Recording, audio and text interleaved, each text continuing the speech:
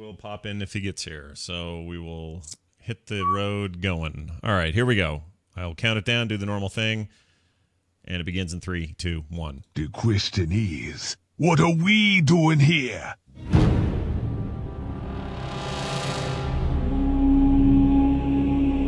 You're listening to The Instance.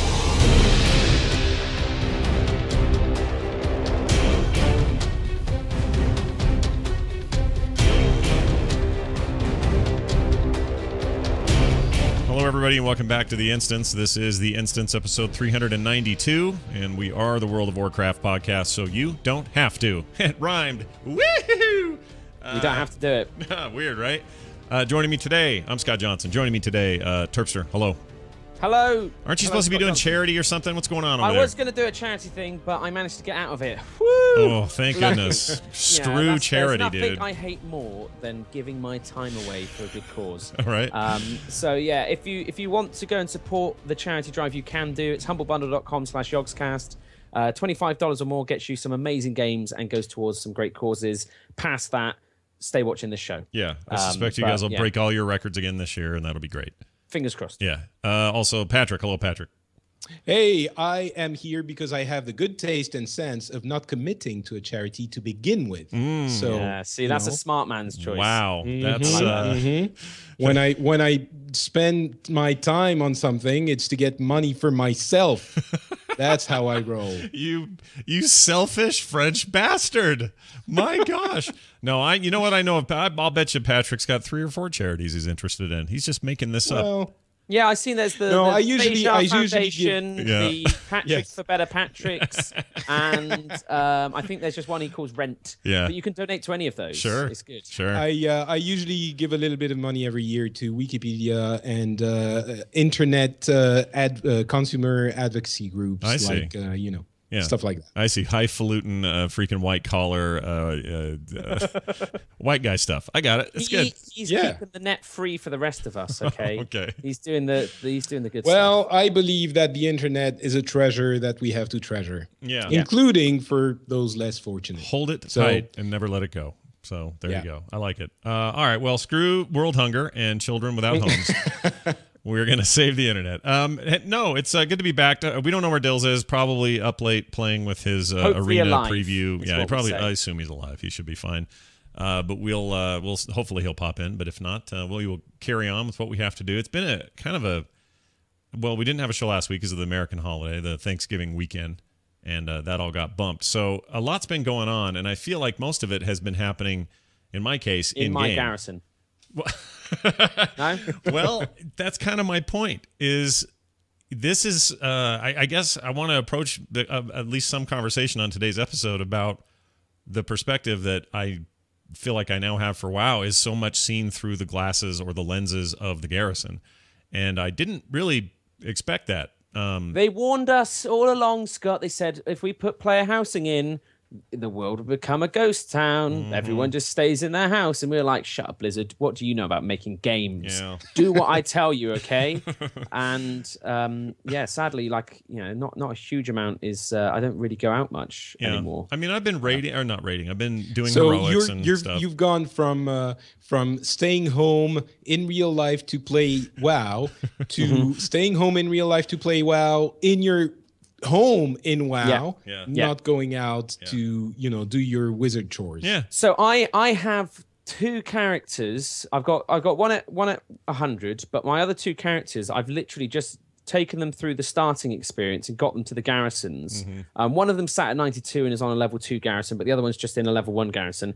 And now I just like to send their limited number of followers off on missions each day. And I've left them there, and it's kind of become a little game for me now of like, my one that's level 92 is 3% away from 93, and 92, the whole of that level was pretty much Garrison XP missions. And it's amazing. I kind of want to see if I can do a 90 to 100 level up through just doing those. Let XP me missions. spoil you the result there. You can. Yeah. Yeah. You totally No, can. but I don't know if I know I could, but can I resist actually, staying indoors for that long. Yeah. So yeah, who knows? I'm having a hard time wanting to do that at all with alts because I more and more. The thing is, no, Scott, because I mean, do you have any other alts that are level 90? I have a level 90 shaman and I have a 92 mage. So have you already logged into those just to get the rested XP ticking over? Yeah. Yeah. I mean, I've been playing the mage here and there. I kind of want to get him to level. So literally the same thing now, but Garrison resources. You want to get them so they have a Garrison, so that all the time Garrison resources are accumulating on those accounts because they are really useful, and it's basically like someone giving you free money every day. Yeah. And if you log into those characters, it's not really like that. Well, it depends what buildings you have, but some of those resources can be converted into some really cool stuff. Well, sure, but the mage, let's use him as an example. He's sitting there right now. He's got his Garrison going, and stuff is accumulating, and I'll get in there and check on him. Those things, I mean, yes, I can level through that eventually. I can get enough gear through that to make him, 615 or something down the road through mission objectives and stuff. Never have to take him out and do anything with him. But part of me doesn't want to do another parallel Garrison. Like, I feel like this stuff should be more pooled. I want account-wide or at least server-wide character-shared Garrison resources. Then it's a real value for me to check on him every day because those Garrison resources can go towards GURP and his freaking empire. You know what I mean? Yeah, but then you create. I don't know that that's the solution either. I mean, honestly, I'm just approaching it as I just want to do what I actually want to do, and I think that's a very healthy way of approaching the game. So I log into my main character. I do the Garrison stuff. I enjoy that immensely. I'm doing almost every day those tasks, but I'm doing them because I want to. If I start thinking, well, I have to get my other characters to 92 to get their garrisons up and get their resources going and all of this, then you're really not doing it because you're having fun. You're doing it because you think you have to, and that's really something I don't want to get into. Min-maxing enjoyment. Yeah, exactly. I like to min-max the amount of money I feel I have coming into those characters. So when I choose to play them, I'm like, oh, look at this one. It's really easy to set the Garrison up on this guy because he's got 10,000 Garrison resources before I even start leveling him. Yeah, but then you have to log into those characters every 3 or 4 days to get the empty resources. Them out. That's fine. It's nothing. Yeah. Takes seconds. Nothing plus nothing plus nothing equals, as all math experts know, lots of things. So, I'm keeping it relatively simple and doing it like, seriously, I'm doing just what I want. And I really think that it's counterproductive to min-max to that point if you don't feel like you really have to. If the only reason you're doing it is that you're thinking, well, if I'm not doing it, then I'm virtually losing stuff. I really don't think you should bother with it. Is it a little Just bit? Enjoy the game. Is it a little bit weird though to take? So here's the disconnect for me. It's not so much that I kind of agree with what you're saying. In fact, I totally agree with it across all games and all types of entertainment. That's how we should be approaching these things. But when my mage needs to be leveled to 100, and I do want him to get there, I am doing him a disservice by not augmenting his lifestyle with good Garrison management. But then the other part of me says, well, I don't want to do this twice. I don't want to do that 2 times over just for the sake of doing it. Maybe I'll just run him through normals, then heroics, then raid, then whatever. Well, for example, though, but when you start crafting stuff and you have like Savage Blood, okay, if you don't have a barn on your main, you can have it on your alt. And then that means you can have Savage Blood really easily, which otherwise costs you, 2,000 gold a pop or whatever it's going for on your server. So, I mean, personally, I don't know. I kind of feel like whilst it's not imperative to have multiple garrisons, you definitely see a benefit as a character in terms of what you are then capable to do. So like my engineer, to upgrade his goggles, needs these 15 Savage Bloods, but for example on that main character I've gone and put a lumber mill in, and I've got an inn, and I've got these other buildings that I can get more enjoyment out of.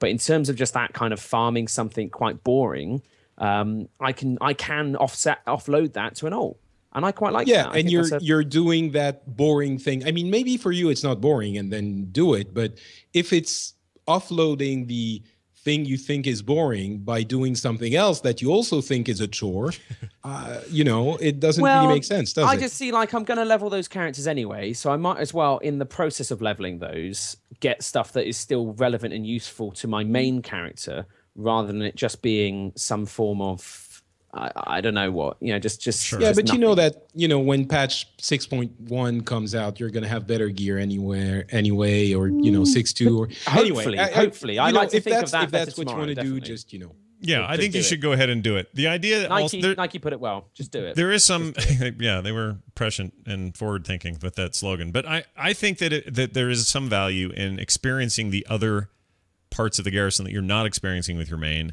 so that your main isn't constantly going, well, maybe I'll just shell out a bunch of new cash to see what it would have been like to have stables instead of this other thing. Let your alts maybe experiment with some of that stuff. So Patrick says he can see me playing the game, and that's very good, Patrick. But I think equally, the stables, for example, you can. He's in my friends list on literally- Battle.net, and he's playing. He's actually playing now. I'm owning up the Blood Maul slag mines, so that's fine. Don't worry. Yeah. But what I would say is that the stables is something you can actually complete. Like once you've done those daily quests and you've got those mounts, there's not actually a huge amount more for you. Especially, well, it depends on the class you're playing. Like for example, I don't suffer from getting dazed while riding around. I'm a tank. That's fine. 20% faster on my mounts while going through Draenor's not that interesting to me. So then that plot, once I've unlocked those mounts, becomes less, that is less valuable to me. I'd rather have something with a little bit more continued entertainment. So we can benefit. take this as confirmation that those mounts do not go away if you take out the stables. You keep. Oh no, those mounts. yeah. You keep your mounts. Yeah. All right, that's 100%. important because that's what I want that thing for, and and equally, that's what good you to know. can do for that plots and those daily quests, you have a daily quest where you have to do these like kill things and go kill these things for each of the mounts, but you can actually stack them up, and so you can do all of your mounts and do them that way, which I think is fantastic. Yeah. So that is really fun. You don't have, it's not a chore. It's something where you can legitimately have a lot of fun, and it doesn't have to be anything more than just taking the time to do one is the same as doing them all. Here's a quick. So I like it. Here's a tip that a lot of people clearly didn't know about because I got a lot of feedback on Twitter saying they had never heard of this and they were all super excited. But a little tip for those who may not be aware: you've got all your stuff out, your building plots are all filled, you're level 3, whatever. Go over there next to Gallywick's Wingleback or whatever his name is, and click on the drafting table. You can now freely, without any cost or time, move your buildings between plots. Swap them around. In real time. And you need to do that sometimes. For example, if you do the inn quest with Millhouse Manostorm, for example, and he's disappeared and you can't hand that quest in, as is quite common with the inn, if you swap the plot from one place to another, they show up again. Oh, I didn't realize that. So it's That's a great cool. way to kind of soft reset your garrison to get around a couple of the nuances. I hadn't thought of it that way. Yeah, I guess you are kind of soft resetting it. But for me, it's also kind of a convenience thing. It's like, well, I do check with Tree Boy over there at the lumber mill quite often, so I'm going to move him where the barracks is, because really I don't have to go check much at the barracks. I like that. And it's much closer. I mean, it's a small, jaunt on a mount, but still, these things make your life if you're convenient. always going there, a small jaunt, adds up over time. And I got annoyed about my lumber mill placement because I put it up a hill, and it was always awkward. I wanted to skip my way there, and it ended up I always fell down the valley bit, and it was just a bit of I'm a gnome, so it happens. I'm a huge fan of the lumber mill. It has greatly increased my ability to generate resources, which is great. Do you have a Tree Assassin's guise? No. Tell me So more. once you get to level 2, you can get something called the Tree Assassin's Guise, and it allows you to disguise yourself as a tree, and more importantly, you break combat on it. So it is one of the most exciting things you can have. No, this explains it. Real quick. I jumped to a different thing that happened to me the other day. So there was another DDoS attack on whatever night it was. I forget. But I was in the middle of a 4-hour spawn camp for, I forgot the name of the mount. Yeah, Pound Fist. And we were there forever. And it was great because there were games happening like, let's line up all the Corehound mounts and let's do all these other stupid things. And one of the things that kept happening is in the center of this giant group of people, and we probably crashed things. I don't know what happened to the server, but there were a bunch of trees moving around. Is that what those are? Yeah, so the trees can't move. When you put on a Tree Assassin's Guise, you become a static tree, but you look like a tree. Equally, you can't be targeted and you break combat. If you've got dots on you, you still take damage. So, for example, it depends if you're in a mid-combat, and it only works outdoors, but is one of my favourite griefing items in the history of... one of my favourite competitive PvP items. So on a okay, so sorry, back up. If you're on a PvP server, or if you are doing open world PvP, this sounds actually kind of like a unique, or a usable tool. It's got like a 10-minute cooldown or something ridiculous, so it's not necessarily all that special. Yeah. But let me tell you though, 4 hours waiting for that thing to pop, and it never did during that 4 hour time, and I was being very patient, and then the server went down, and the world server went down, and nobody could get in, and then I said, I'm never doing that again. That was ridiculous. Yeah, so I had a similar thing where I was camping Pound Fist, and there's people running spreadsheets telling you like what servers he's already spawned on. So you can do cross-realm groups, and using the group finder, it completely changes kind of farming mounts like this. And basically, I was on Sylvanas on a realm in a group for 3-4 hours maybe. Yeah. And in that time, he spawned in a different phase to us. So he can then spawn in your phase afterwards, but basically they kind of divide the server up to ease congestion when you've got a load of people. Yeah. And what it means is that he might spawn without spawning. But anyway, so it was a disaster for me. But it feels like you guys are playing a different game than I am. All right, look, you're not wrong, and I've decided, okay, so I'm never doing that again. I'll go if somebody says, like down the road, someone will say, oh, he's popping, get over here quick, and it's not so crazy that we can't slow DPS and somebody can still arrive and do it or something. But right now, it's just insane, and part of it for me was, hey, I want to remember what it was like to play EverQuest and camp things for hours. And you remembered. Yeah, and I remembered, Again, and I remember why I hated surely, though, it. it is like... a molten core, one of those things where you're like, oh yeah, I can't wait to sit out in the field and we'll camp, and then you actually do it and you realize like, oh, this is terrible. Why have I? Yeah, what have I done? Bother? What have I done? Yeah, I don't want to do that again. I really don't think I will do that again. And my time would have been better spent running heroics. I've got every heroic I've run, I've come out with upgrades. I'm here to tell you, I believe that these are the best heroics they've done since BC, since heroics were introduced. Yeah. I don't know what magic is in the air, but they're all really interesting. They're fun to rerun. They're challenging as hell. The stories in them are great. The layouts are unique. Like, we're doing mechanics we haven't seen before. It's really special. I don't know what happened or what changed or what beefed up in that team, but I don't remember going into this or even during the beta there being a lot of talk about how heroics were going to go up a few notches in everybody's mind, but they're so good this round. I think equally, obviously, one of the bigger issues has now been fixed with the inquests.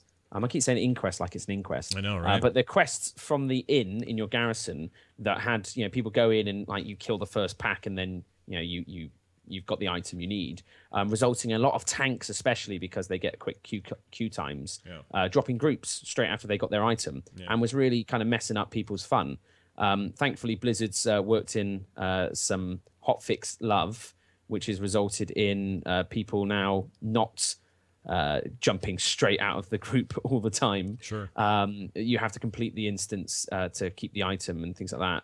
But I think that still, for me, pulls me into instances, makes me do it, and now, thankfully, makes other people finish them as well. Yeah. Well, I also like personal loot a lot. Patrick, what are you doing? Are you doing heroics at all right now? A little bit. I think I took the advice from the previous expansion, and I'm applying it here. I'm, slowing down, and I'm taking it partly because I have so much work and so much stuff to do that I don't have as much time as I wish to dedicate to WoW, but also I'm just not forcing it. So I've played I think a couple of heroics. I only dinged 100 last week. Oh wow. And I only got my level 3 garrison yesterday, and I have a little bit of garrison fright. I'm not sure which building I should put in, and is it gonna be a mistake or that? So I'm probably gonna have to go read the Icy Veins guides. Icy Veins is funny because the Icy Veins thing, so far anyway, those guides are less min-maxy and more like, here are the advantages of each, and you just decide what you think would be more fun. Well, I think that's obviously the game design shining through there. Really, that's the big thing that we found with this expansion is it doesn't matter as much which one you choose. Like there are some ones that can feel like hard choices, but that still comes down to what you're doing in the game. For example, certain people who are raiding will feel like, oh, well, I have to have this because this allows me to do this thing that I really enjoy in the game. But really, that's just deferred enjoyment. Like in truly to enjoy something even more so, if you do this other thing, you get more fun stuff. Yeah. So I think they've done really well with it. And I think I agree with you in terms of heroics being really phenomenal. And I think that Garrison level 3 was kind of horrible for me in that I hit 100 far well before I had enough resources to hit Garrison's level 3. And I would have loved to have been able to jump right into it.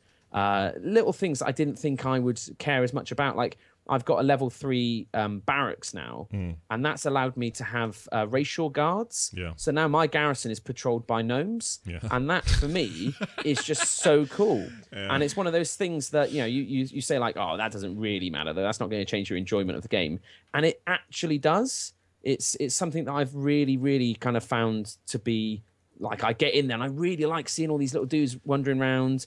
I get a little bit annoyed every now and then when I see a human guard. Like I go into my mines and they still have the default Stormwind guards there because they're different NPCs that aren't automatically replaced. Sure. But otherwise, just really cool. And it's these little things. It's really surprising how cool it shines through on the entirety of the content of the expansion. It's really high quality, including the few heroics I've done, but even the garrisons, I didn't expect to enjoy it that much.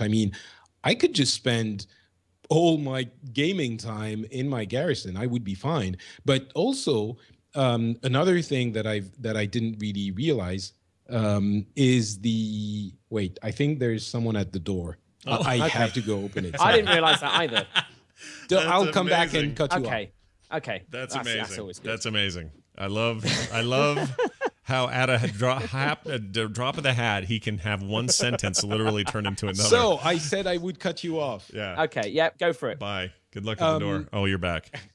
Well, that was quick. What was the door? Who was it? It's my wife who's bringing back food and groceries. Oh, that's amazing. Come on. I'm trying to work here. That's exactly what I told her. That's great. Yes, I'm working. I'm talking to Scott and Mark. Yeah. And yeah, so you also have these missions that you have to do from the garrisons, which are, you have the dailies, and I think maybe even weeklies. I'm not even sure, but like you get into your garrison, you get into your castle, which by the way is awesome. When King, Varian Rin was looking at me in that cinematic, and he was like, "Thanks to you, General, we have made a foothold on Draenor." And I was like, "Yes, my king, I shall go and defeat our enemies for you." Wow. And so you have these missions, which it's not just dailies, right? You're not just going in and grabbing 2 quests or 4 quests or 10 quests and just doing them in a routine manner. You're going into a mini adventure. You have to go in and do this and that, and there's progression, and there's a quest line that makes sense, and like even that feels fully realized in a way that makes the previous versions lackluster, seem lackluster. Mm-hmm. So even that I've been really impressed with. It's kind of the Apple way, isn't it? I was comparing it to Apple. It's like, hey, the iPad this year is insane. It's amazing. Look at this thing. And then the next fall they come out with one and you go, well, shite. The other one looks like a doorstop now. I don't want that thing, that dirty piece of crap anymore. And this is the first time where I've really felt an abrupt rise in quality. The reviews are sort of reflecting this, but it's not that it was junk, but it's not like these expansions have been crap. It's just that they've all kind of taken this linear path. More formulaic. Sure. And even though this is still the same thing, it's polished to an extent that it wasn't before. And honestly, even the reviews that had, early scores, maybe a couple of days after the game came out, even though you could test them in the beta, it's not exactly the same.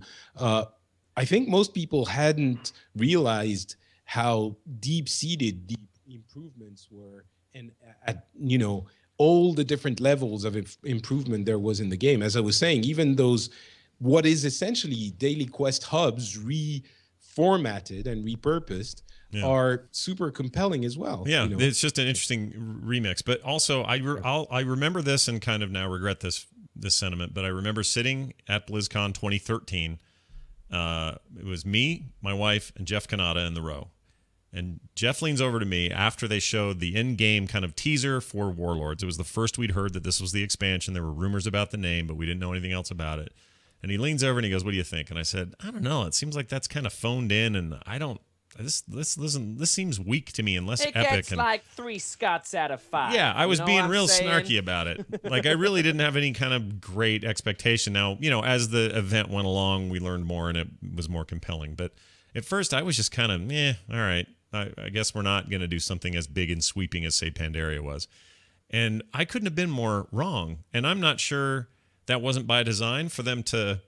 I mean, they want to hype the game up and they want people to be believers and get excited about it. But I think for a long time there, it wasn't real clear that this was anything more than, we kind of want to retcon our own story because now it's gotten too weird and big, and we kind of want to go back. And and I feel like they kept it more subtle in the early days of what this thing was supposed to be, and what it became is the best thing they've done, and it still kind of boggles me just a little bit. Yeah, I mean, Blizzard isn't one for kind of tooting their own horn too much, really, and they don't. Well, maybe they are, but I think you look at Warlords has just recaptured that Warcraft feeling for so many, and I think it's done far more than anyone had hoped, as evidenced by the kind of return of 10 million players and such. Yeah.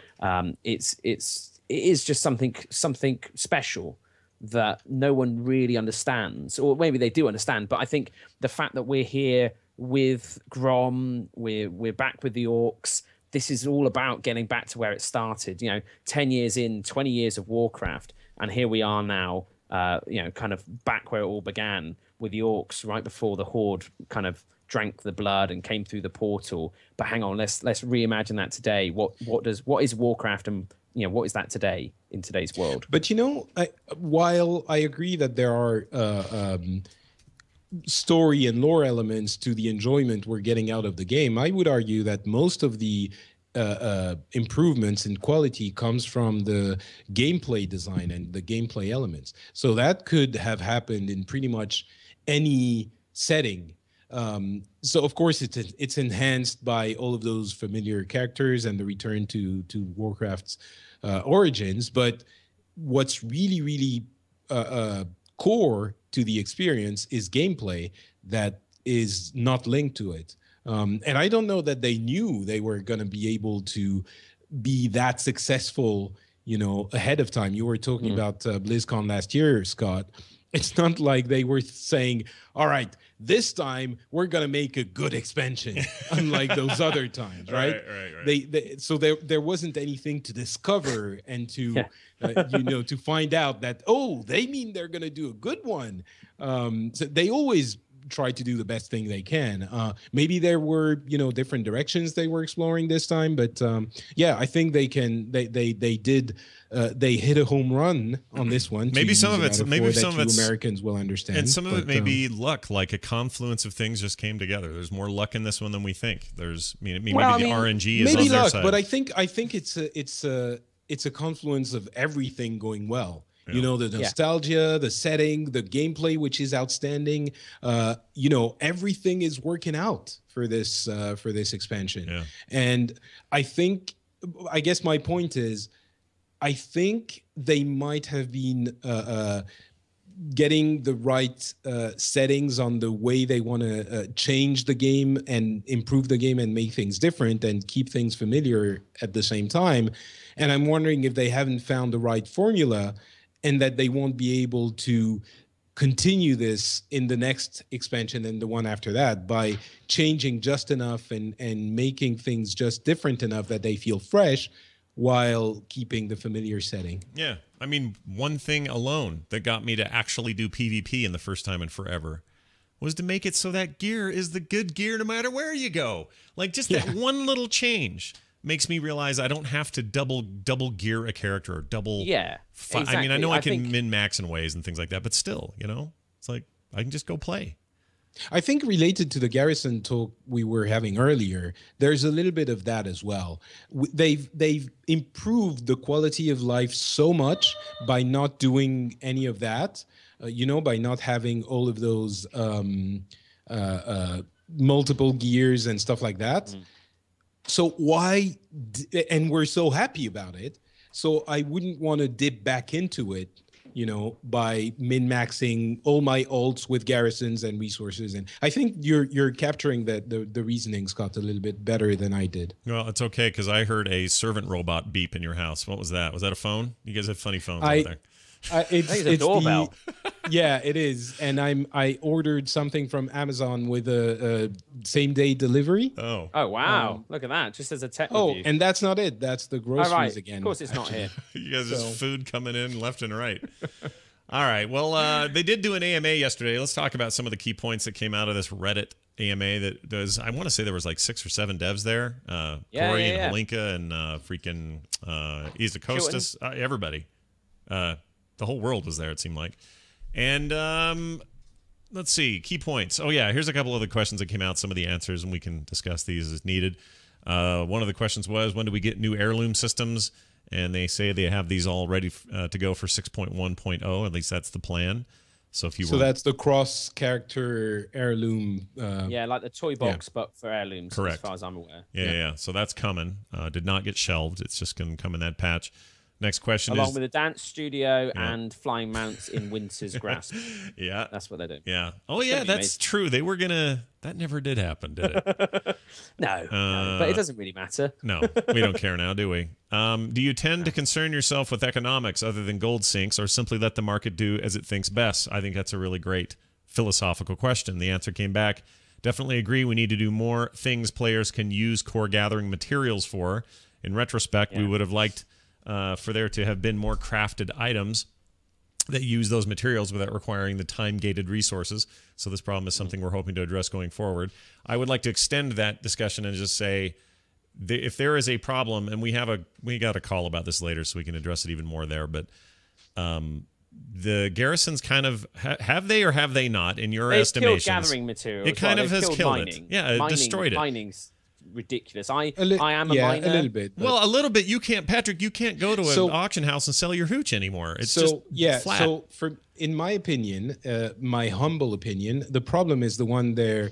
The garrisons is the easy symptom to point to, but I think the problem is the one they're outlining in their answer. It's that professions don't need enough resources to warrant garrisons plus gathering in the real world, in the outside world. Sure. So there isn't enough stuff to craft with professions is the real problem. Meaningful, sellable stuff. Yeah, like things that, because the economy right now is kind of jacked up. Like the auction house, all the mats for everything are way too cheap. Yeah, it's tricky. Like I said, Savage Blood is very expensive because it makes really useful stuff. The problem is that the readily available resources from your garrison, you just over-generate them. So there's no value outside of what you can use, and currently you can't use that much. That's the thing. I have thousands of ore with nothing to do with it. Really, it's just sat in my reagent bank, just not taking up space. They don't even say how many you have now when you go to craft something. Exactly, it's just an asterisk. Yeah, I don't know what's going on there, but weird. It's fine. But it's because you don't have anything to use them on, right? Yeah, exactly. I mean, that is the issue, definitely. And if they introduce enough good things, not just all of a sudden now this takes 1 million ore to make, then that could be a really useful addition to the game. Yeah, it's an odd thing. It's really tricky. It's really tricky as well, because if you switch it to, well, now the good, everything takes 1 million ore, then you basically render the garrison's gathering plots useless. So it's also difficult. I don't think that is the answer either. I don't know what the answer is, but maybe more. The problem is the economy. So what you need is for professions, for crafters, to be able to generate money with what they craft, so that they buy gathered materials, so that those guys can also get money. So what do you do to get the professions to make stuff that sells? Sure. Without influencing the fact that the only stuff that you want is the one from the professions, because it's so much better than what you get everywhere else. Yeah. It's a hard challenge. I don't know how they fix that. I do know one thing I hope comes from all of this extra ore and crap that I can't use. I need like a guild type storage a bank type storage thing in my garrison, not void storage, but something like straight up just crap storage. I need a place to put these runes, to put these bones, to put these things that are just taking up room in my bags. If you get a storehouse, you can get bank access in your garrison, so then you can use your player bank and reagent bank and guild bank as well. But it's obviously, again, that question of, do you want to keep them? And if you don't want to keep them, then get rid of them. Or is that for a lot of people? I think for me, the problem with mining is I have more minerals just through my garrison alone than I know what to do with. So I have a dead profession, but that profession's been part of my character for 10 years. I've always been a miner engineer on this character, so it becomes that little bit strange when you have that, that scenario now. Sure. I guess. Or let a salvage yard convert this overage to something. Yeah, that would be great. If I can convert, stacks of 200 into garrison resources or into follower gear, that'd be great. Yeah, I'd be down with that.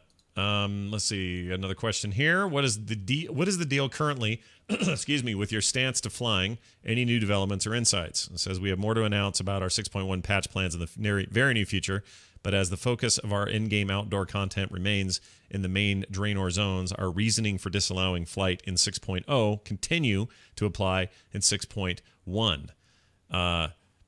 That means, to a lot of consternation out there, no flying in 6.1. Really? Who is consternated? A bunch of people don't like it. They're like, look, I hit 100. No, look, I've gone. I it's so much better. I've never heard of anyone who didn't like the game. Maybe better. Towards the end of the expansion, when we've done everything a million times, and I'm sure, Scott, some people will dislike it, because you'll always find some people who dislike anything if you look for them. You mean open Twitter? Got it. Yeah. Sorry, I was going to say, by that you mean open Twitter.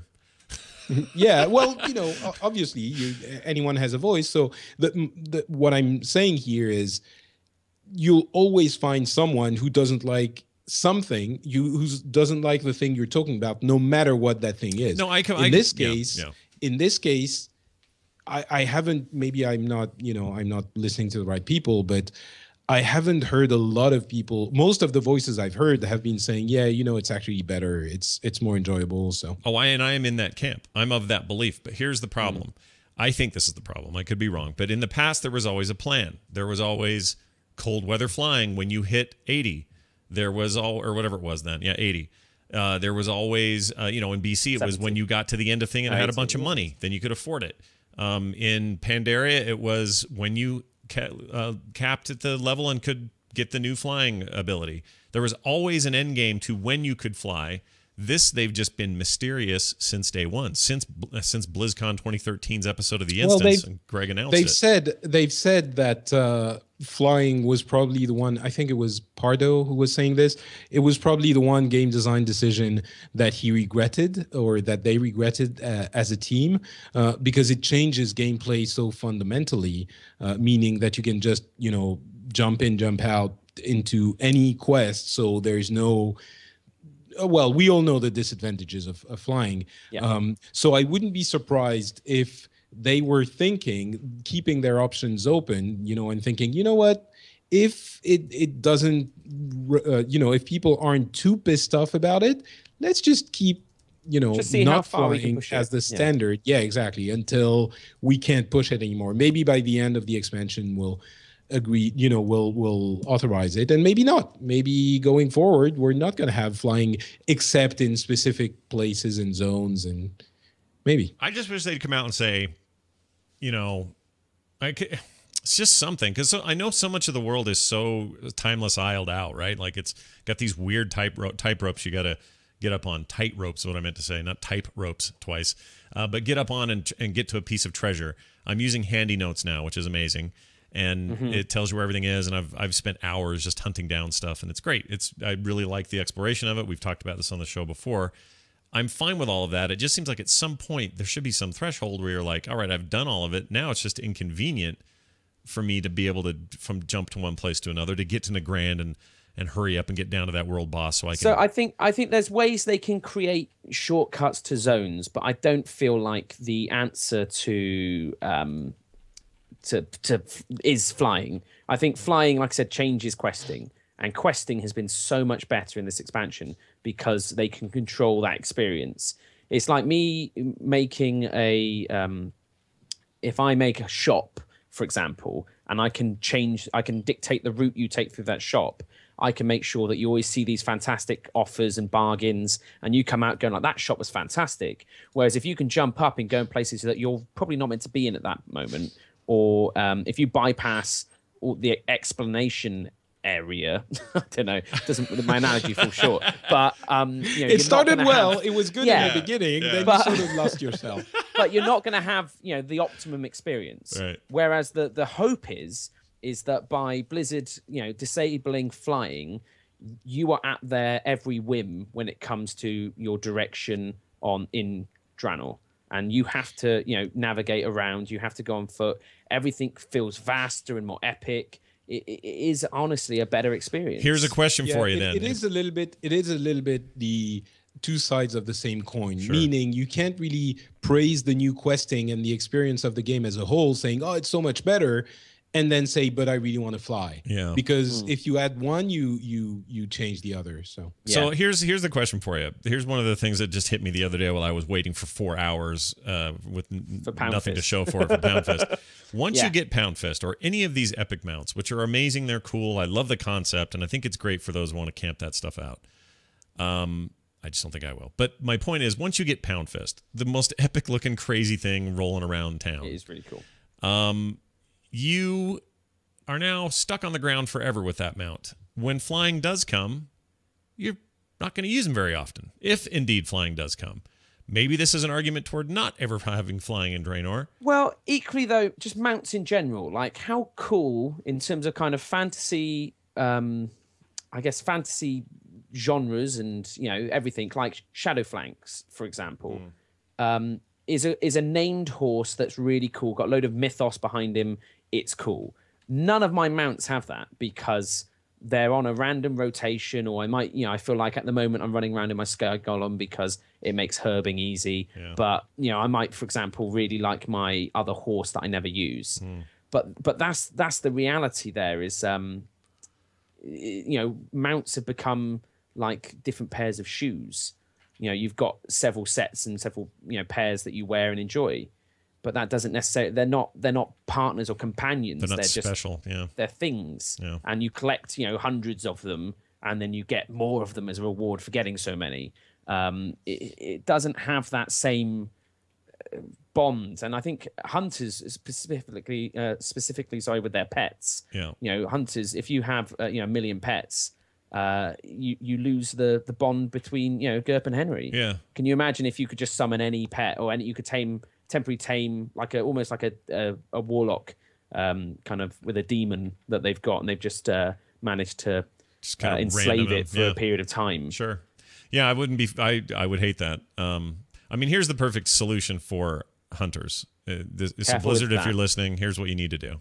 You need to make it so we can mount all our pets. And I don't mean in the way the way Terpster's thinking. Not in a sex way, but you can, for example, with the stable. Yeah. I've seen people because the stable allows you to mount. To capture these different mounts. Hunters can also tame those mounts. Simon at work, he's a hunter, but his pet is the mount that he rides around on as well. Yeah. Sadly, when he's on his mount, he has two lots of them. But that's kind of cool. I like that. It is cool. I would love to ride Henry around. In fact, I always wanted that. Was it not Zangarmarsh? Where did I forget where that drop happened? It was crap. One of the jungle zone, one of the like 3.1 dungeons. Anyway, it dropped that tiger. The armored tiger. Yeah, what was it? The spectral tiger not Angoro. What was the talent? No, what was the one in Northrend? I don't remember. Anyway, the crater. That one looked just like Henry. It was like the spitting image, and then my idea was if I ever got that, I would just mount him when I wanted to and fought with him when I didn't. And that'd be cool. Like a true love affair. All right. Happens to the best of us. Well, we got some interesting bit here that dropped about DPS queues, which do suck continually. I can attest to this. They're terrible. I try to take a tank friend wherever I go because holy hell. Yeah, it's great. People can't be mean to me because I'm insta queue man. Yeah, so everyone has to love me. It's amazing. Yeah, I actually got in a queue with a tank that was a complete idiot, and like he was actually actively aggravating the group. Yeah. And I think it was coming from this sense that, well, I'm the tank. What are they gonna do? Kick me? Yeah. And so we kicked him. Good. I would have loved to have seen the face on that guy at that point. Yeah. It was like, what? How could they possibly kick me? Yeah. It was funny. Healers feel that way too sometimes. But anyway, they said this. We do have some ideas on how we can significantly improve DPS queue times, but they will take some time for us to make it happen. For example, we could potentially allow another DPS in a dungeon and use scaling technology like they did with raids to accommodate both 5 and 6 player groups for them. In other words, you could end up with more than just 5 players in a dungeon. Yeah. And that's kind of the kind of thing that Blizzard comes up with when once you hear it, it's like, oh wow, this is amazing, and like it's a brilliant idea, so simple. Yeah. But before you hear it, you're racking your brain like, oh, maybe they could like provide more incentives for whatever this to do that, and maybe you could and this would be incredible. It's elegant. Yeah. When you're doing your dungeon runs through, the dungeon finder, it's not like it's hugely challenging anyway, right? If they don't get the balance just right, it doesn't matter all that much. So that would be a brilliant, and they were very careful to say it's one example of one of the things we're exploring. Yeah. We don't know that it is going to happen or when, but it would be amazing. That's the reason the DPS queuing is the reason I leveled my my druid before my mage, because I was just dreading the queuing on the mage once I had reached max level. Yeah. So it's why I'm back on my tank, and to be honest with you, I love it, and I'm glad that I've done it just purely because I forgot how much I love this class and everything he does. The character just looks amazing. I mean, having this big kind of crazy haired grey gnome with these massive goggles on is just fantastic. And I think that being a tank is not currently as horrid as it once was. But at the same time, I haven't gone into LFR with him yet. So we'll have to see next week if I feel the same way. I think the heroics are really nicely placed. And with Silver Proving Grounds being that gateway into them, it just means that you don't have to worry about people not knowing how to play their class or what their job is. Yeah. So basically, if they're being idiots, it's really because they're idiots, not because Yeah, exactly. Not because you can they're safely insult them at that point. They should. Everyone in a heroic should know what they're doing to Right. the point where actually it's a really pleasurable play experience. Would you guys hate the idea of? I'm not saying they'd ever do this, but they've introduced every chance they get, they introduce a hybrid class. Like if you think about it, all the new classes that have ever come out, they're all hybrid. Why? Well, because they they're want trying more to tank. solve the tanking problem. Yeah. Exactly. So what if they retconned it and made everybody a tank spec, a fourth little spec that you could just whip out and say, well, the hunter tanking spec kind of is not the best one, but it'll do in a pinch, No, yeah, I but then think, I think if they you look would at hybrids, never end well like that. Yeah. Hybrid DPS, Yeah. It shouldn't be as good as normal no, pure they've DPS done. classes. They're done with that debate. Yeah. They, that was a pre-Wrath of the Lich King debate. Yeah, the Holy Trinity is here to stay. I don't know that the solution is to make everyone a tank. Yeah. Probably not, but it would be great to have. Yeah. Actually, I hope the next class they do is a ranged tank. That would be super fun to play. At some point, Frost Mages could do that a little bit. Yeah. I don't know that every class being a tank. I mean, the reason I play my mage is because I want to blow stuff up. Right. And I suspect that the the rogues are not going to want to be tanking. We want to play those classes. I think Evasion most people have a couple of yeah, I suppose so. But I think most players have a couple of characters at least max level by the end of an expansion usually. And one of them has to be a hybrid class. So if they want to play a tank, they can. The point of it is that you want to play your DPS and blow stuff up and maybe even not be paying so much attention all the time at everything that's happening, because when you're playing a tank or a healer, you really have to be on the ball. Whereas when you're playing a podcast, it's fine. Yeah, honestly, it depends. It depends on how hard you want to make it. Yeah. What I love though is that they've made the top. You can always blame the Warriors. healer, I suppose. Exactly. But Gladiator stance has made the top DPS spec for warriors one that involves a sword and a shield, and so it's equipped every warrior now, really, if they want to kind of do their max deeps with the Gladiator gear that they need. Gladiator stance. So, it gives you shield charge rather than shield block. But out of High Maul, all the DPS charts are showing it's vastly higher than Arms and Fury. And I just love the fact that that's crazy. Honestly, it's really fun. And we're still getting the point where I've queued with it before, and people been like, DPS warrior, come on, well, you've got your prot gear on. I'm like, no, this is Gladiator. I feel like I feel like that's not going to be there forever. Well, I don't know. I honestly feel like it's a great thing because it means that everyone's got the gear. Yeah. So it's like, well, do I want a quick queue? Okay, cool. Well, I'll queue as a tank. Or do I want to do some DPS? Well, I'm in for a longer queue, but I'll do that. I don't have to like, farm a two-handed weapon or find another one-handed weapon. It's like the lone wolf talent for hunters right now is completely OP compared to the other two So specs. Do you know what the top DPS spec in the game is at the moment? Marksmanship hunters. Oh, you're kidding. They are head and shoulders above every other DPS class currently in the game. Well, that's why, because they're using that final talent. That final talent means they're petless, but they have all the powers of that pet, and they buff the raid with whatever the raid needs. So and the fact that you don't have to stand still anymore. Yeah, like holy moly, and it's you janky. Guys are just unstoppable. It's janky, and there's an advantage still to standing still because you get that sniper training thing. But the idea that I can go into a raid now and not have a pet out and be a hunter and be top DPS feels a bit like a prot warrior or whatever, getting better DPS than everybody else.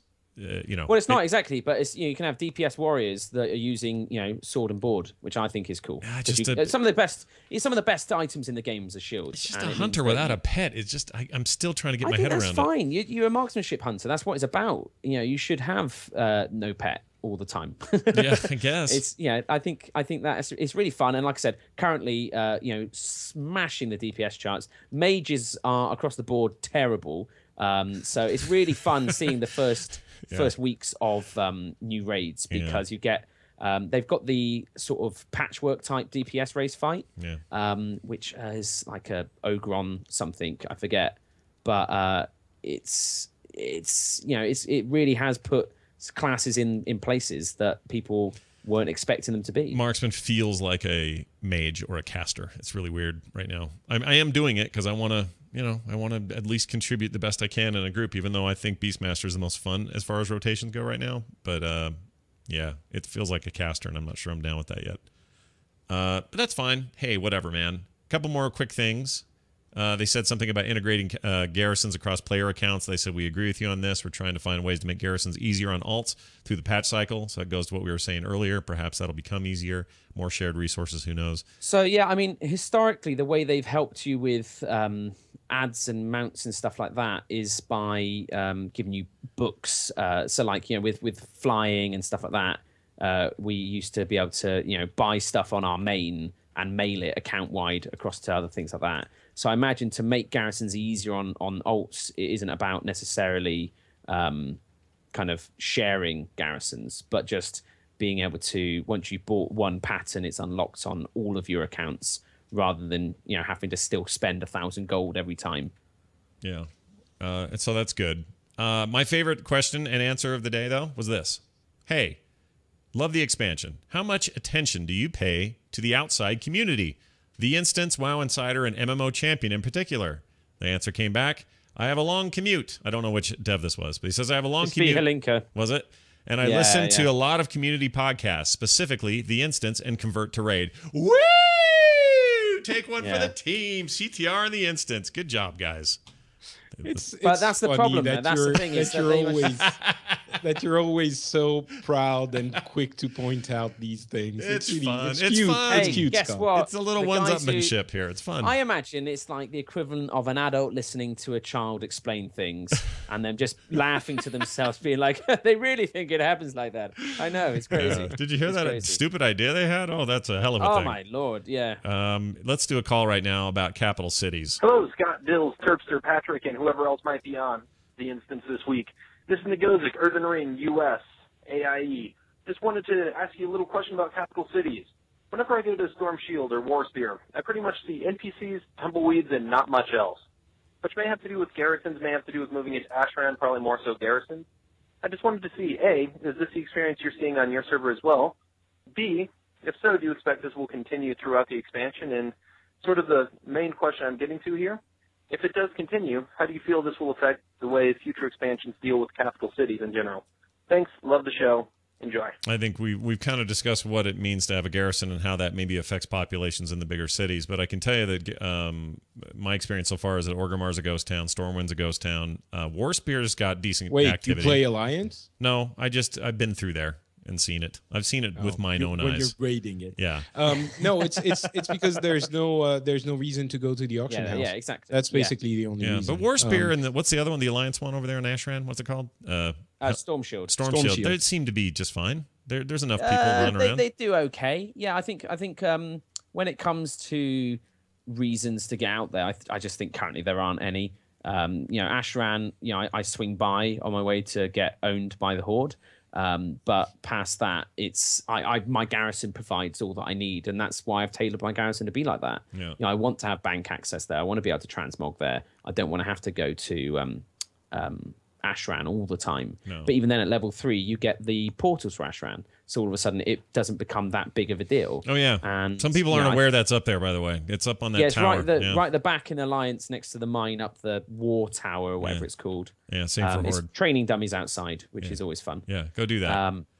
Because it's. I love the mage training dummy. Have you seen that? Yeah. It literally is a training dummy with a stave and a fireball in its hand. It's awesome. It's your DPS dummy. And they went with this goofy mage thing, and if they don't make a toy that lets you turn into that costume for a period of time, then they're insane. That'd be good. The Alliance chopper is now for sale. It's 100,000 gold and still ugly as hell. Well, yeah. Hey. I mean, it was nice seeing them at BlizzCon. Actually, seeing them for real. In real life, they look pretty. They're formidable. It looks cool. Yeah. It looks cool, and I think having seen the movie props, you can certainly see how the Alliance sort of insect-like high elf segmented armor is what Lothar's armor and shield and stuff seems to be more like. Yeah. So I can get that maybe that's just how Blizzard imagines Alliance armor in real life is as like that. I just don't like the look of it as much in game. Yeah. I'm quite glad the Horde Chopper won, but like I said, I have to see how many people end up buying it, because it might just be that it is like one of the most exclusive mounts going. But for 100,000 gold, I don't know. I saw one in Ashran. I killed a dude that was riding it, shot him, and he got off it, and then I murdered him mercilessly. It's like, you will learn not to waste your money on such frivolous things. That place is a lag fest. Patrick, you don't think it's so ugly, though. You're more of a fan, I think. I think it's cool. I mean, I'm basing my appreciation on the real version rather than the in-game version. Yeah. But no, I like it. I like both of them, honestly. They're okay. I have my heart is with the Alliance, so it's a little bit. I think your vision of it is tainted, Scott. You think so? I don't know. I honestly wanted it to look. I really, all the faction talk on this show aside, I don't really have anything against the Alliance or the aesthetic or any of that. In fact, I think that the overhaul on the look of characters with these new models benefited the Alliance in some amazing ways. I think their Garrison is really cool. Like, I don't have any real problems. I just think that is an ugly bike. I think the 2 tracks look stupid. You're wrong, Scott. Just live with it. Oh, yeah, I forgot to play. Previously on Azeroth Choppers. There we go. That's our little update on that. Do you guys see the Blood Elf models? Yeah. There's a big stink about the female. Sarah Jessica Parker, isn't it? She looks whatever, horse face. I don't know what the accepted vernacular is. I don't have a problem with her having a little She's elongated got a long face. So what? So she does. It's okay. Someone did a nice kind of mock-up of a fixed one, and it looks far better. It looks much more like the current model. Well, it's because it's playing with your brain's pattern recognition of what you think an attractive lady is. But the truth is, it's not necessarily about attractive ladies, Scott. Yeah. But it is necessarily about she's got a long face. Okay. I don't know. I didn't really have a problem with it. I find that kind of pointed, give me all the mana kind of expression, kind of faithful to the way that I think of Blood Elves anyway. It didn't really bother me, and everybody wanting to kind of Disneyify it or have perfect feature spacing and perfect, all that. I think that is a little bit weird, to be honest. Like, they didn't do this in any other characters. What's the why? Yeah, suddenly, and it's all guys going. They're probably the most. They're probably the most, besides the humans, they're the most relatable race, I guess, and they're kind of hot and playing on that a little bit. But yeah, the models, I think it's interesting to have them look a little bit different. I don't know if it's intentional, but it's also, I guess I wasn't that overwhelmed by the new designs because the models were already kind of, on the top tier of the old models. Yeah. So the new ones look cool for sure, but it's not as impressive as it was for the previous races. Yeah, and they confirmed, by the way, in that Q&A, there will be no Worgen or changes to the goblins. They're just fine the way they are. They have no plans to update those, and I don't think they need to. They look fine. Got another call here about how are the graphics? Hello, Instant Show. I was just wondering if you could talk a little bit more about the Warcraft footage you saw at BlizzCon. Who and what did you see? Did the orcs look more photorealistic than the Hobbit orcs? I'm dying to know more details.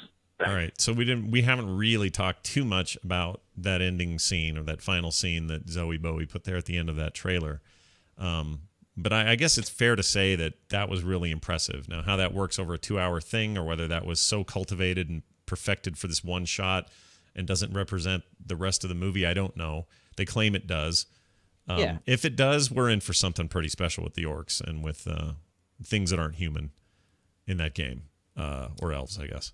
Yeah, I think you like all good CG, you forget that it's CG. Yeah. In that case, and I think well, I don't know because the orc was definitely, we talked about it a little bit, but the orc was definitely an orc. He wasn't, he was a Warcraft orc. He wasn't a realistic orc or a humanized orc or something. He was just a massive, enormous beast orc that they are in WoW, and especially in the CGI, intros. And I think that the movie itself is going to have a very fantasy look to it. Again, that's something we said at the BlizzCon special, but I really, now that we've seen the pre-final rendered footage and the final one, I think the footage is going to be the style, the artistic intent is going to be fantasy, not like Dungeons and Dragons, Warcraft fantasy world that is reflected in the imagery not got Jeremy more than Avatar-like fantastical but realistic type of thing. You're going to feel the creatures that are, fantastical and inhuman and unhuman and unnatural in a way. So that's what I would expect, and that's certainly something we saw with the few images of both vistas and characters, like the elves, for example. There was a point brief, where you would see a council, very brief. It was a couple of seconds, maybe less. But the elves' eyes were glowing. Like you had the eyes, not just a little bit glowing in the dark. They were actually like torches, like lamps. It was very different, a very it specific felt quite look. Lich King-y to me, though. That I kind of felt like, it's like when Arthas's eyes light up at the beginning of they are a little bit Lich like King his cinematic. glowing blue eyes. Yeah, that's true. But regardless, I think on top of that, they showed scenes of like Dalaran, it seemed, floating, and that is something that happens now. So I still don't know quite how it all fits together. What we're going to see. And it's very exciting. So having seen the look of it, I think that there's going to be so many hooks that draw us into WoW. It'd be interesting to see where Blizzard kind of needs it to take us in terms of the game and it being a useful tool in that respect. I predict a full trailer before July. That's my prediction. Because I know the movie's not till early 2016, but I think we get a trailer. I'll bet these whatever the May big movie releases, I bet we get a full-blown teaser/trailer from Warcraft in the public. So watch for that. By the way, if you want to be one of the people who has called us on the show, you sure can. 801-471-0462. That's 801-471-0462. Or you can email us your attachments and or your emails to theinstance@gmail.com. We got some emails here to read. They're brought to you by doghousesystems.com. Amazing new Blizzard systems still available. Great Hollywood deals. Holiday is what I meant to say. No, Hollywood deals. No Hollywood. Well. Yeah. It is, it's all blockbusters. Yeah, of course. They get this cool T-shirt they're giving away that I created for them. If you want to see that artwork and more stuff, go to doghousesystems.com and use the code Henry for double the memory. And /Blizzard over there for their Blizzard systems. Go Horde, go Alliance, or go home. We got one from Mark, who is playing Phoenix, the Mage, on Willhammer EU. He says, hi, team. A Fire Mage. What'd I say? Oh. No, I'm just saying, is he a Fire Mage? Oh, I don't Phoenix? know. It doesn't say. Oh, it should be. You'd hope. You hope he's not ice. You'd hope so. Although I really like Frost right now. That Mage is really fun. Yeah, it's the top DPS spec for mages. Yeah. Well, I'm glad to hear that because it's also... Which apparently isn't saying much, according to you. Yeah. No, exactly. Yeah. Of the tiny insects, the ant can sure lift a lot. Hi, team. With subscriber numbers 10 million plus, do you think Blizzard will keep hold of them this time, or will there be a decline back down to 7 or so in a few months' time? Like to hear your thoughts. Love the podcast. There will be a decline. There always is, but I don't think it's nearly the cut that we usually see. I don't know. I'll bet they stay at 9. That's my guess. They lose a million. Maybe. I don't know. So obviously the number it was before was after almost a year or more than a year without any new content. So I'm guessing it won't go back that low. But it's also, I think people have gotten into the habit of coming back for an expansion and then playing for, a couple of months, maybe 3, and then leaving and then coming back for the next expansion. So I wouldn't be surprised if it dips a little bit. On the other hand, I'm wondering how high above the 10 million mark the game has gotten already and will get in the, with the holiday season.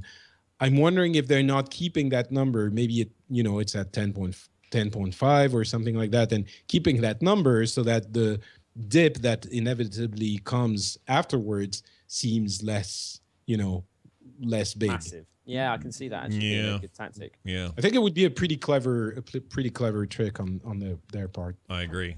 We don't have clever people like you working for them anymore, though, Patrick. So well, that's why I'm casually, suggesting. I'm just dropping it in there because Scott, I'm not sure if you've heard actually, but some of them listen to us on their commute. Yeah, I've heard about this. I've heard about this. Yeah, there's a rumor. I think you should make a big deal of that fact in the next show. You should. That'd be good, actually.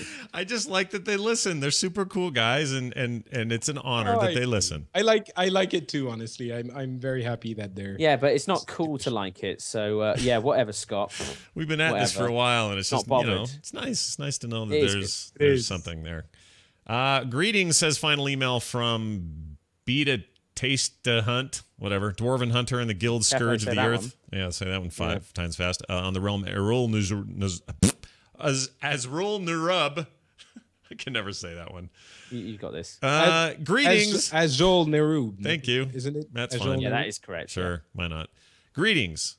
These are my submissions for the PTSD acronym fun. Yeah, cool. Yeah, I forgot about this. Gave us 6 of these. Excellent. He says, part-time dungeon studies, a 0-credit college minor earned by college student WoW players. 2, prep school dungeon training. 3, Draenei Pandarian Troll Syndicate. 4, damage per second team. 5, professional dragon training school. 6, special purpose development team. Those are his suggestions. We got others. Most of them tried to be dirty in some way. Oh, that's even better. Yeah. You get extra points for that in my book. Yeah. The word sex, penis, and testicle. Oh, yes, that's Penis, sure. testicle, sex, and douchebag. I don't know. Wow. I liked prep school dungeon training because that's what I intend to put my children through once I have them. Yeah, get on that. And special purpose development team. It's like it's mysterious, but what are they really working on? It's like we're some kind of special department in the embassy, you know, that no one really knows what we do, but we do. Don't ask. It's special purpose. Yeah, you don't want to know. You know, what would be a bad guild name. A terrible guild name would be Damage Per Second Team. That'd be a guild. I like that. Guild you just wouldn't trust. They'd just be annoying. No, it's the guild that has, you know, you have these weird guilds where they're like, we'll only have gnomes, or, you know, we're all just warriors. And in this case, they wouldn't have any tanks or healers. You just described 2 utopian ideals for Terpster. All gnomes, all warriors. Sounds amazing. Yeah, brilliant. There you go. Everyone's going to love this. Well, that is the show, everybody. Thank you all for joining us. Again, if you want to be a part of the conversation and hear your call or have your email read, 801-471-0462 or theinstance@gmail.com. Terpster, remind people again where they can find this charity today. So it's humblebundle.com/yogscast, and you can basically find that all the time. Yeah, you're going to be featured a bunch. Are you going to be on there like last year? Yeah. I've got a couple of days. I can't remember when those are, but stay tuned. Okay. Who knows? It's exciting. All this and more can be found there. Patrick, anything happening in your world? I know there's a lot going on, but anything in particular? Because you know podcasting is back. It's back with a vengeance. I don't know if you've heard. I know you hate that I hate thing, it. but you know, I hate it. There have been, because there's been a lot of articles talking about podcasting and how it's coming back after being forgotten. And Scott is like, but I've been here the whole time. We have been, and many others have been, and it wasn't ever forgotten, and it was doing nothing but growing. As the 13th most influential person in media under 30, as said by UK National Press, I think podcast is coming back. All right. I think podcasts are coming back. Are you really the 13th I'm the 13th most influential under 30 person in media. Who's also called Terpster. Yeah. Who's also me. Exactly. So, wow. Well, congratulations. I didn't know you were that. Well, exactly. I'm very influential, Patrick. So I think I actually can make podcasting come back. Yeah. So if you would like that to be a thing, and then we can say to Scott, there you go, Scott, don't worry, podcast. And by the way, this is the second or third time everyone's claimed this, but whatever. Regular people are just discovering it, and that's a good thing. And Scott, are they though? Are they, Patrick? Yes, they are. They are. We need to have another pod. You and I need to have another podcast. I realize, Scott, that in Utah you don't get out much, so you don't know what the real doesn't world need to. He's got everything there. That's a problem. Yeah, it's like being in the Garrison. You know, you can just stay there and you got everything. Easy stereotype. Anyway, so what are you doing? What do you have? What's going on? I am doing a ton of stuff, and the latest thing I did was the first real episode of my video game show called Pixels, and we did it with Veronica Belmont and Brecky Thomason, and you can listen to that over at FrenchSpin.com.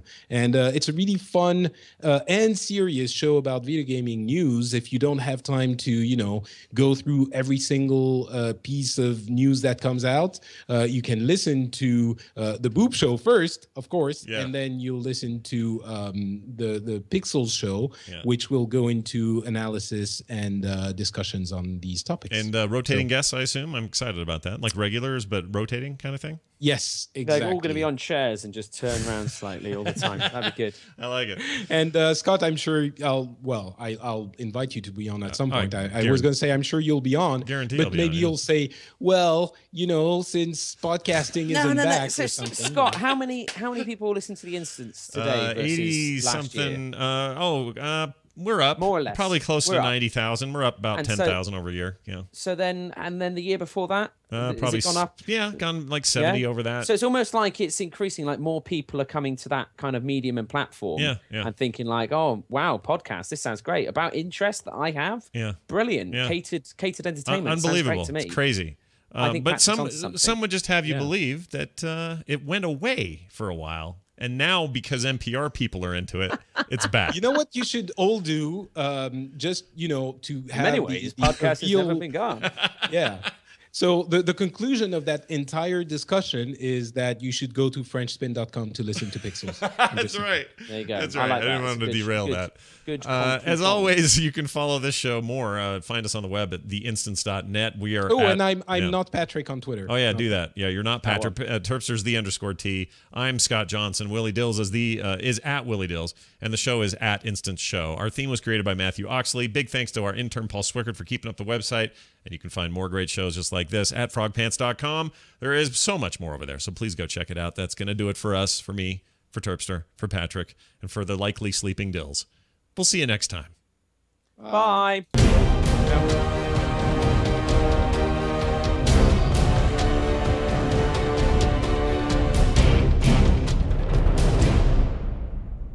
And now I'm gonna go play all my alts in my garrisons that I secretly leveling well. You know? All I do is log in and farm stuff.